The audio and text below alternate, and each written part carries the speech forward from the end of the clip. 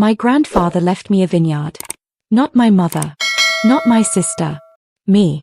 He wrote it into his will with my name on it, because out of everyone in our family, I was the one who used to sit with him for hours between those rows of grapevines, listening to his stories, learning how he built that land from nothing. So imagine how it felt when I found out my mother had sold it. Quietly. Without asking me. To fund my sister's $200,000 luxury boutique.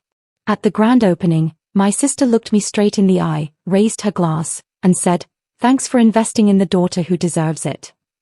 Everyone laughed. I smiled back and said one simple sentence. "Check your mailbox tomorrow." By the next morning, my sister had 62 missed calls. And one voicemail that made her face go white. "You can't take." This is the story of how a stolen vineyard turned into the biggest mistake my mother and sister ever made. And by the end, you'll understand exactly why I never raised my voice once. My name is Emily, and growing up, I was never my mother's favorite. That title always belonged to my younger sister, Grace. Grace was the golden child. The one who got the new car for her 16th birthday while I got a used one that barely started in winter. The one whose opinions were always right at family dinners, even when they weren't. But there was one person in my life who never treated me that way.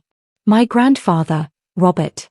He was the one who taught me patience, taught me the value of hard work, and spent countless afternoons walking me through the vineyard he built with his own hands over 40 years. That land wasn't just property to him. It was his life's work.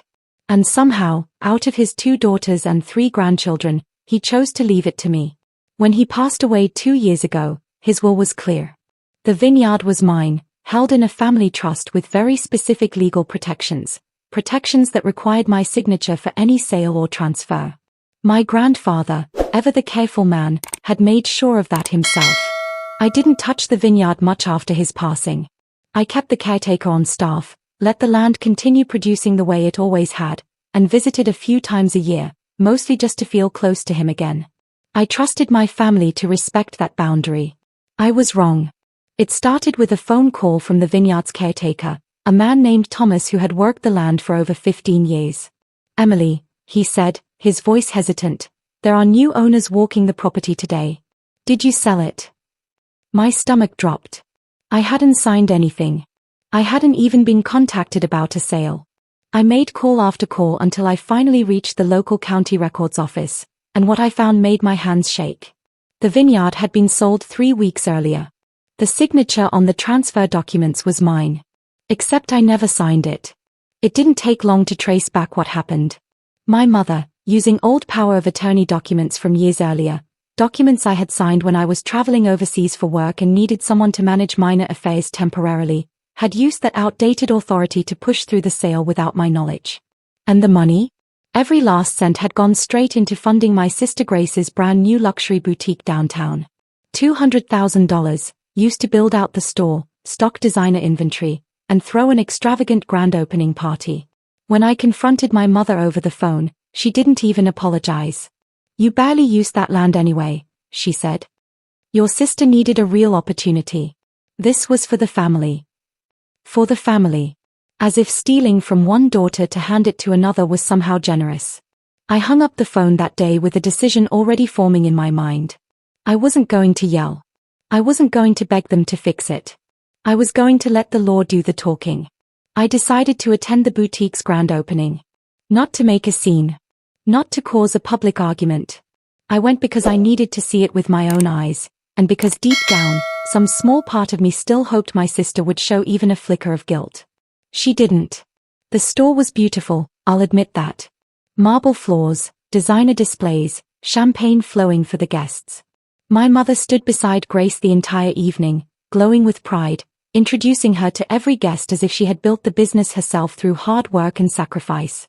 At one point, Grace raised her glass toward me, a smirk spreading across her face. "Thanks for investing in the daughter who deserves it," she said, loud enough for the guests nearby to hear.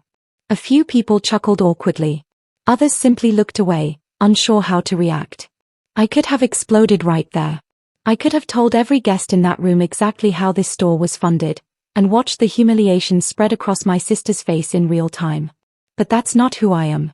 And more importantly, I already had something far more effective in motion.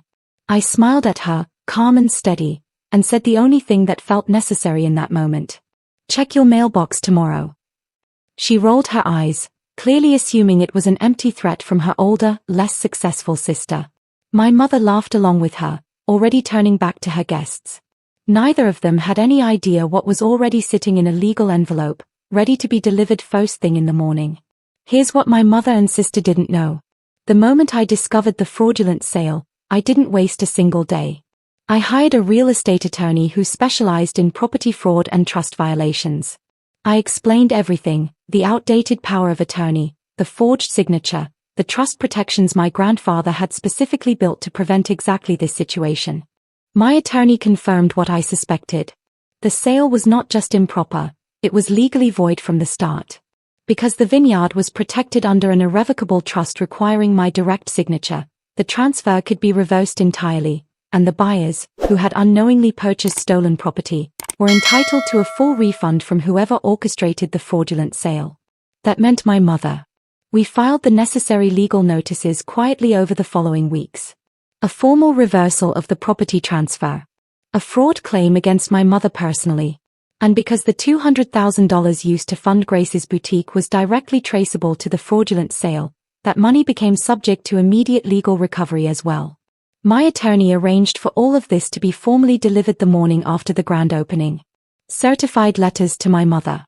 Certified letters to the buyers who now owned my grandfather's land under false pretenses. And a legal notice to the bank handling Grace's business account, freezing the funds directly tied to the fraud investigation. I didn't do this out of anger. I did it because my grandfather trusted me to protect what he built, and I wasn't going to let that trust be erased because it was inconvenient for my family. The next morning, everything I set in motion finally reached them. I found out later, through Thomas and a few mutual family friends, exactly how that morning unfolded. My sister arrived at her boutique early, still riding the high from the previous night's opening. Within an hour, her business bank account had been frozen pending the fraud investigation. Vendors who were expecting payment for the store's inventory couldn't be paid. Her phone started ringing non-stop: vendors, the bank, her own attorney trying to make sense of the sudden freeze. 62 missed calls by noon. My mother, meanwhile, received her certified letter directly, outlining the fraud claim in full legal detail. The letter explained that the Vineyard sale was being reversed, that the buyers were entitled to a full refund, and that she was now personally liable for the fraudulent transfer of trust property.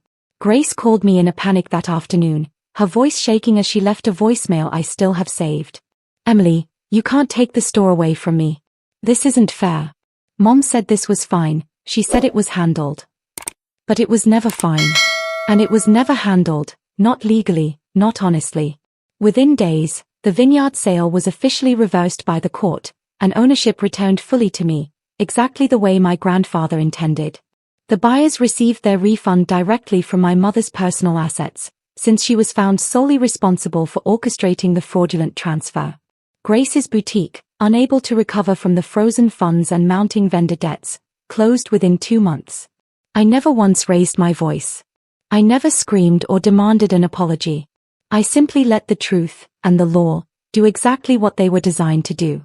In the months that followed, my relationship with my mother changed permanently. She tried reaching out several times, insisting that she never meant for things to go this far, that she was only trying to help Grace get a fresh start.